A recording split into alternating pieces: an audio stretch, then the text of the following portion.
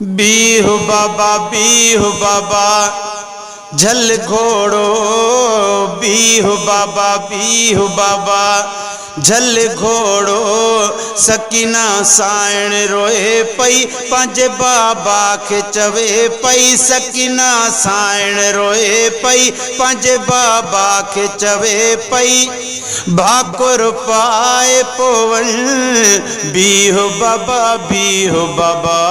झल घोड़ो बीहु बाबा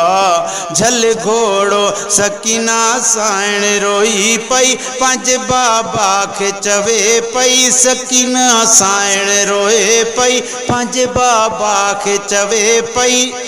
भाकुर पाए पोवन बीहु बाबा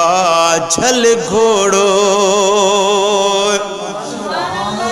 हिकु त छॾे आया हूँ मदीनो हिकु त छॾे आया हूँ मदीनो ॿियो थो विछड़जे तुंहिंजो सीनो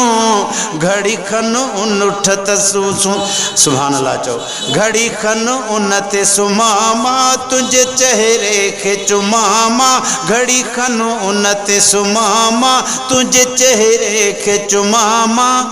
सीने सां लाए पोवन बीहु बाबा झल घोड़ो बीहु बाबा झल घोड़ो सकीना साइण रोए पई पंज बाबा के चवे पई भाकुर पाए पोवन बीहु बाबा झल घोड़ो सिर ते बधई दस्तार नबीअ जी सिर ते बधई दस्तार नबीअ जी हथ में खयाई तलवार अलीअ जी कुठ कुल बाबा पया हिन हड़ हित लाश रखिया हिन कुठ कुल बाबा पया हिन हड़ हित लाश रखिया हिन से दफनाए पोवन बीहु बाबा झल घोड़ो बीहु बाबा झल घोड़ो सकीना साइण रोए पई पंज बाबा के चवे पई भाकुर पाए पोवन बीहु बाबा झल घोड़ो आबिद हिकु बीमार बचो को बे मददगार कोन बचो आबिद हिकु बीमार बचो को बे मददगार कोन बचो करी थो कंहिंजे हवाले असांखे केरु संभाले करी थो कंहिंजे हवाले असांखे केरु संभाले इहो ॿुधाए पोवन बीहु बाबा झल घोड़ो कोने असांजो सजण त कोई पोयां चा थी ढोड़ंदी रोई पोयां चा थी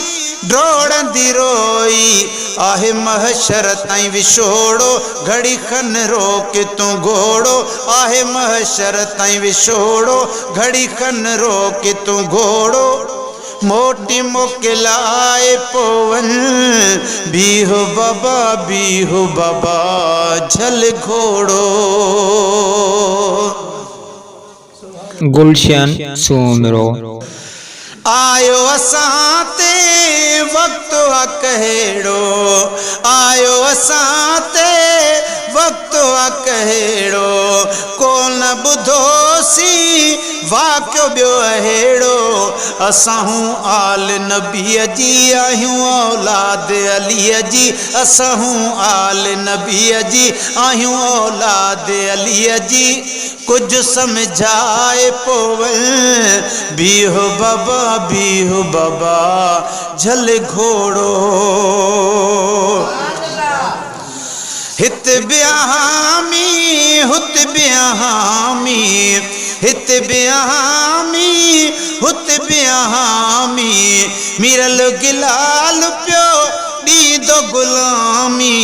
इहा गुरुद्वा भी बाबा मुर्शिद के बिलाए काबा इहा भी दुआ गुरु बाबा मुर्शिद के बिलाए बाबा हिन साल मदीने वन भी हो बाबा झल घोड़ो।